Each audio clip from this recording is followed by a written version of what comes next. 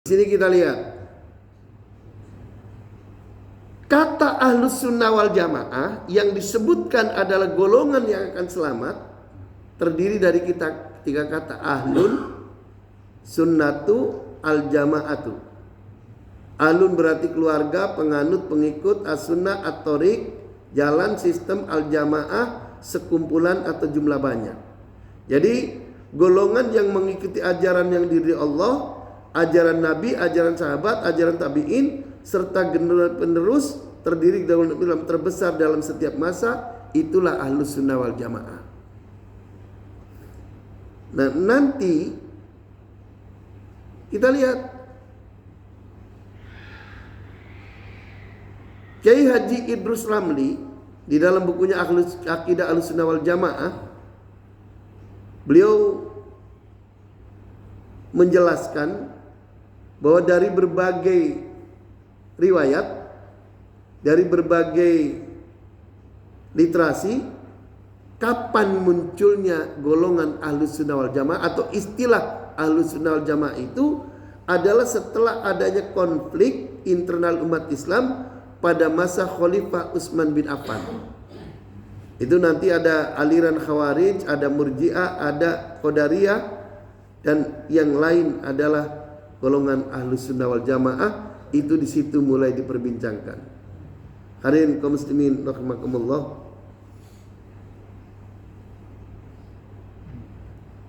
Nah, ini kalau menurut Ustazah Marfu'ah di dalam bukunya Manhum Ahlus Sunnah wal Jamaah halaman 32, beliau mengurai yang 72 golongan itu kaum Mu'tazilah 20 golongan, Syiah 22 golongan, Khawarij 20 golongan, Murji'ah 5 golongan, Mu'tazilah 3 golongan, Jabariyah 1 golongan, Musyabbihah 1 golongan, jumlahnya 72 golongan. Hadirin kaum muslimin rahimakumullah, ini kan namanya pendapat-pendapat. Yang pasti yang mana? Kan begitu. Pertanyaannya, siapakah Ahlus Sunnah wal Jamaah itu? Apakah kita termasuk kelompok Ahlus Sunnah? Hadirin kaum muslimin rahimakumullah.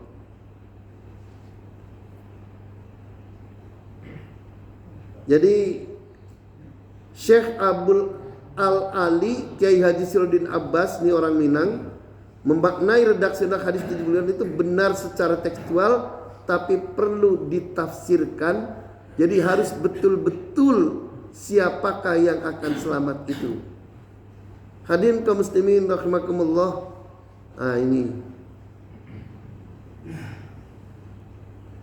yang pertama, memaknai, ini meneliti hadis lalu kemudian melihat bahwa orang Arab, ini kebiasaan orang Arab, itu kalau ngitung bilangan banyak itu mulainya itu jumlah banyak itu dipakai di atas 40, 70, 700. Nah, ini kebiasaan.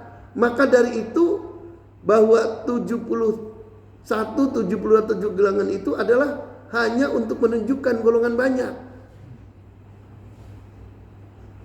Jadi maksudnya firqatun najiyah itu tidak terbatas pada golongan tertentu. Dari sini sudah mulai mengerucut bahwa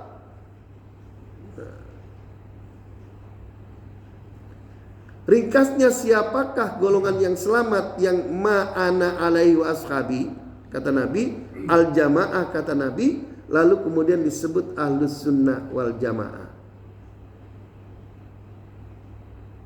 Dari sini lalu kemudian ada orang yang menafsiri bahwa golongan ahlus sunnah wal jamaah itu adalah para pengikut tradisi Nabi dan ijma ulama dengan doktrin Ahlus Sunnah wal Jamaah yang berpangkal pada 3 hal pokok. Pertama, mengikuti faham Asy'ari dan Al-Maturidi dalam tauhid, mengikuti salah satu dari 4 mazhab fikih, bisa Hanafi, bisa Maliki, bisa Syafi'i, bisa Hambali. Yang ketiga, mengikuti cara yang ditetapkan tasawufnya mengikuti Al-Junaid dan Al-Ghazali dalam tasawuf.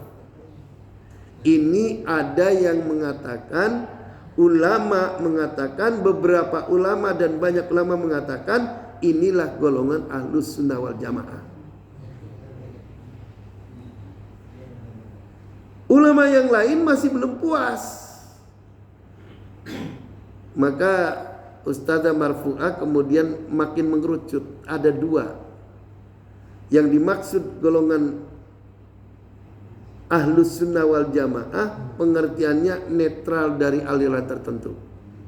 Ada yang kemudian mengikuti aliran yang dibawa pimpinan Asy'ari dan Al-Maturidi.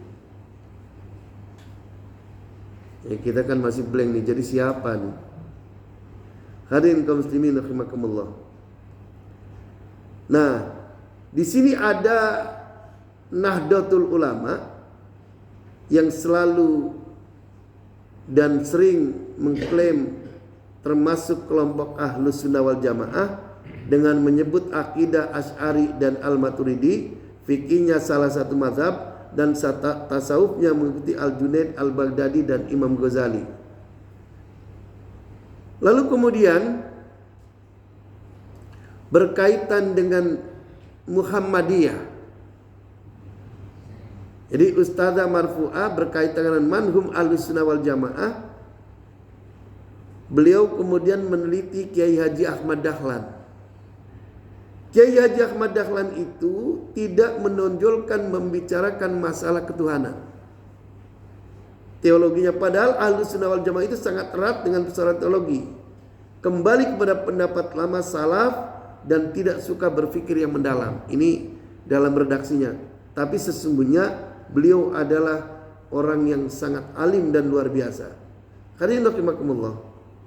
Berkaitan dengan Muhammadiyah, itu lebih suka menyebut organisasinya itu gerakan dakwah amar ma'ruf nahi munkar. Islam dan bersumber dari Al-Quran dan As-Sunnah, bercita-cita bekerja untuk mewujudkan masyarakat utama adil makmur yang diridhai Allah.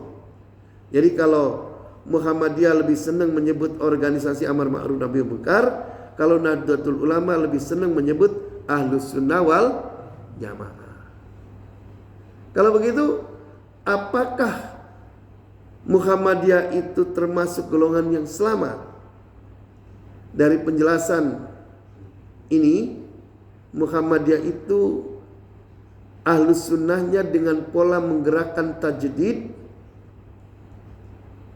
amar ma'ruf nahi munkar, memberantas taklid, bid'ah dan khurafat. Dan kalau dirunut berkaitan dengan mazhab fikihnya, lebih cenderung dan merujuk kepada Imam Ahmad bin Hambal atau Hambali. Hadirin kaum muslimin rahimakumullah.